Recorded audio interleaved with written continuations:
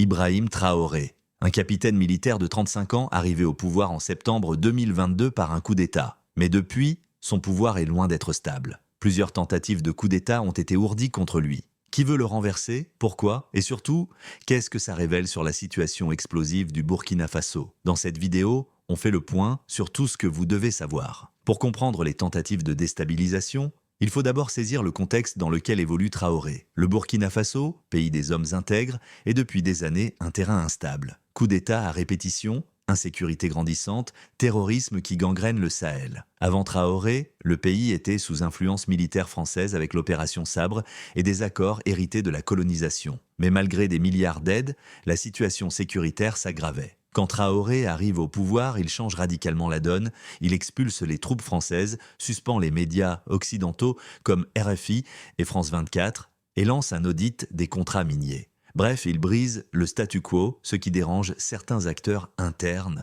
et surtout externes. Alors, quelles sont ces tentatives dont on parle? Dès son accession, des factions militaires dissidentes, souvent liées à l'ancien régime ou à des groupes d'intérêts étrangers, cherchent à le faire tomber. En 2023, plusieurs rumeurs circulent sur des complots internes, des officiers mécontents, des réseaux clandestins qui préparent des coups d'État. Des sources fiables évoquent de même des tentatives avortées, stoppées par la vigilance des services de sécurité. En parallèle, on note une campagne de désinformation massive. Deepfake, fake news, accusations sans preuve, tout est fait pour fragiliser Traoré aux yeux du peuple et des partenaires internationaux. Certains analystes évoquent aussi des pressions étrangères, notamment de puissances qui voient d'un très mauvais œil la rupture de Traoré avec la France et son rapprochement avec la Russie. Face à ces menaces, le capitaine ne reste pas les bras croisés, il renforce drastiquement la sécurité autour de lui, change la hiérarchie militaire pour y placer des fidèles et surtout crée les volontaires pour la défense de la patrie, une force populaire composée de civils armés